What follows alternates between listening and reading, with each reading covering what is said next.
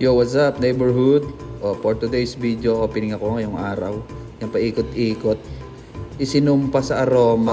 First things to do, bukas ng ilaw. Uy, ang lupet. Aroma Street Cafe. So ayun nga. At pumasok na ako sa loob para kuhanin ng espada ni Panday. Yun, kinuha pa yung mga tissue. Tumaway pa sa labas. Tukulit-tulis para sumayaw. Pinagpatuloy ko na yung pagwawalis. Pinuksan ko yung pinto para pagpagin yung basahan. Uy, punge! Napakamot pa sa ulo. Kasi magulo. Dalawa nga lang po pala kami ngayon. Dahil kami shifting, opening, and closing. So sa mga gusto po palang magpa-reserve or merong family gathering, pwede matanggap po kami. Pwede po kayong mag-message sa aming page. At sinukat ko na nga yung lamesa. Sukat na sukat yan boy, kahit kumuha pa na metro. Pinagpatuloy ko na ang pagmamap. Map lang ng map hanggang maupod ang sahig. Sumobra ka na ng sipag boy. Pasikat ka boy. At sinimulan ko na nga magpunas sa machine. Pasikat ka talaga boy. At dito naghihintay na ako ng customer. Ang nagkukunwaring may tira. May tira ka ba boy? At dito naghihintay pa rin na may tira. Uy, may tira nga ba? Isa pa, titingin pa yan. Uhoy!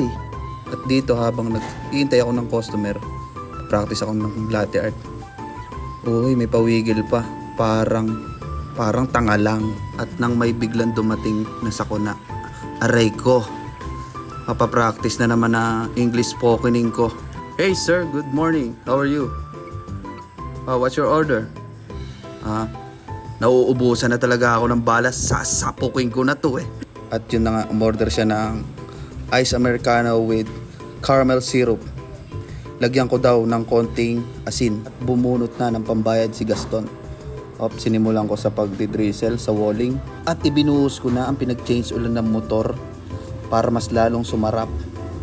Nilagyan ko ng caramel syrup. Sabi ni Gaston, lagyan ko daw. Uy, drizzle lang. Boom! May takip na yung isa. Ang galing. At dito nakapag-time in na. Nabasalan agad si manager. At ako naman, gagawa ko ng strawberry smoothies. At sinimulan ko na nga ang paggawa ng strawberry smoothies. Habang ako nagtataka lang, meron sinabi sa akin si manager. Kaya ako biglang napatawa. Ang sabi niya, ano ba pinagagawa mo sa buhay? Pa-video-video ka pa. Bugok. Dito naman habang nakasalang ang aking strawberry smoothies, nag-grind ako ng coffee para ma-prepare ang coffee espresso para sa ibang order. Ayan. Nagpunas pa para kang totoo. At dito biglang haba ng pila. Pero sabi sa akin ni manager, sa akin may focus. Para daw siyang si Andres sa incognito. Ang sabi ko naman ay si Andres Bonifacio. Sinimulan ko na ang order ng mga US Army. Ayan, gumagawa ako ng limeberry. Tinakpan, uy, sinaldak. Puta, inalog pa. And after that, uy, putang magot pa si Amang. Pangalawa is berry lychee. Sinaldak na naman, inalog na naman. Parang nagsasamba.